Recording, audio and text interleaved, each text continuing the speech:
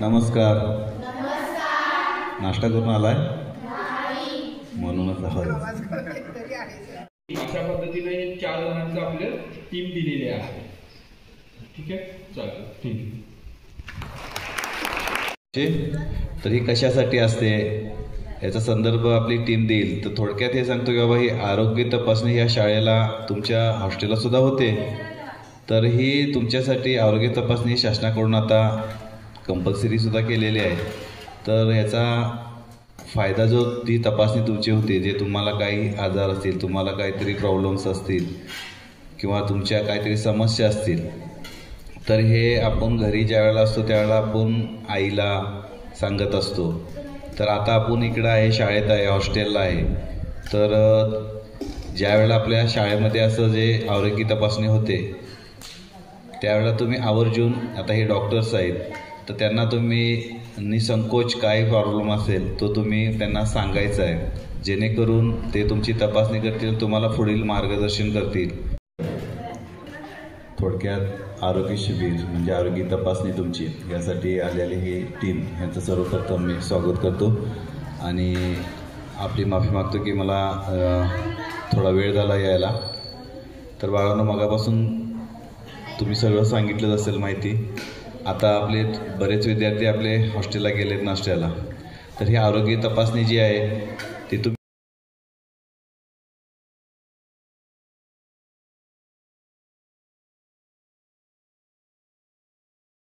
अजून माहीत नाही की RBSK म्हणजे काय किंवा ह्या गोष्टीचा. तर याच्यामध्ये आपल्या टीममध्ये 2 डॉक्टर असतात, एक फार्मासिस्ट असतो आणि एक ANM असते. तर याच्यामध्ये आता आपल्याकडे आपल्यासोबत आहेत doctor Mujawar madam, pharmacist Ravindra Kamble इथं आपल्या इथं उपस्थित आहेत. आपल्याला ह्या कार्यक्रमाचं जे महत्त्व आहे ते महत्त्व म्हणजे काय आहे की आपल्याला लहानपणापासून घरामध्ये आपलं बाळ असतं, तर त्याच्याकडे आपण काय बघतो की कोणी आपलं बाळ आजारी आहे असं कोणत्याही आईला वाटत नाहीये.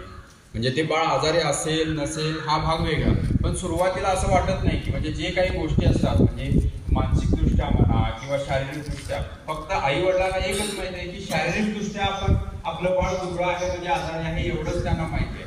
पण मानसिकदृष्ट्या दुर्बल आहे का असं कधी कोणतीही आई आपल्या बाळाला म्हणत नाही की बाबा हे माझं बाळ दुर्बल आहे असं.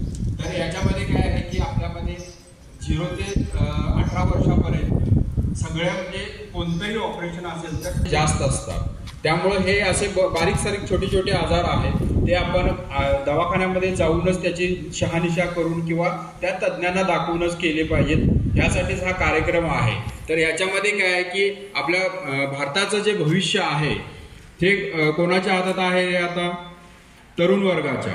म्हणजे आता जी तुमची पिढी जी आहे ते तुम्ही जर चांगले सदृढ असाल तरच आपला भारत देश सदृढ राहील. ह्या हिशोबाने ह्याने काय केलेलं आहे की आरोग्य मंत्र्यांनी सगळ्या शाळेमध्ये जाऊन, म्हणजे आज जो कार्यक्रम आहे पूर्ण महाराष्ट्रभर चालू आहे, प्रत्येक शाळेमध्ये हा कार्यक्रम चालू आहे. म्हणजे प्रत्येक तालुक्याच्या एका शाळेमध्ये. काही वेळेला काय होतं की याच्यामध्ये कसं आहे RBSK टीममध्ये प्रत्येक तालुक्याला 25,000 पटामागे एक टीम, अशा पद्धतीने हे 4 जणांचं आपलं टीम दिलेली आहे. ठीक आहे, चालतंय, थँक्यू.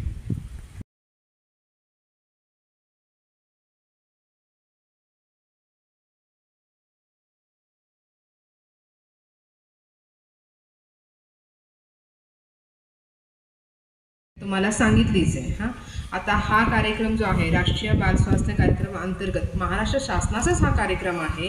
एकतर कसं तर आपले आता महाराष्ट्राचे आपले आरोग्यमंत्री ही आपल्या जवळचेच आहेत, राधानगरी तालुक्यातले आहेत, आबिटकर सर, प्रकाश आबिटकर.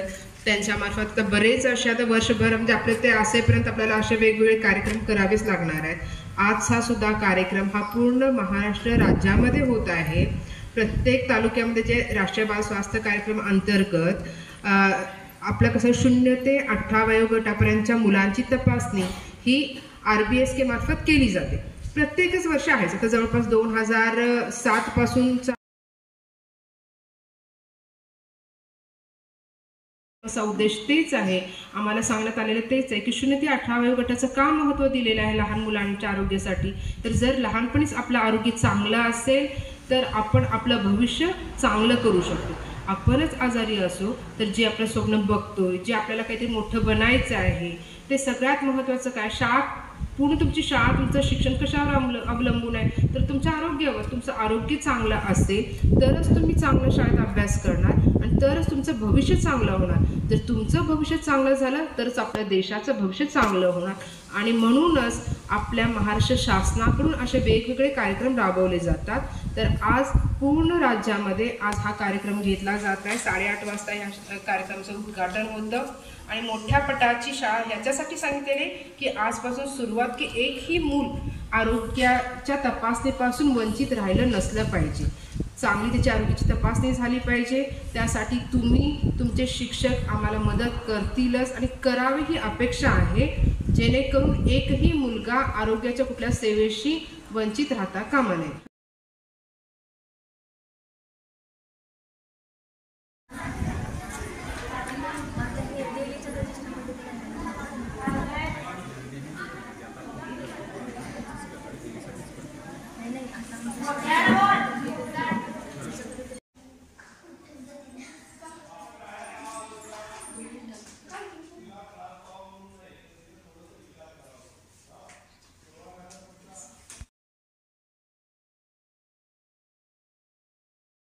आता काय औषध चालू आहे?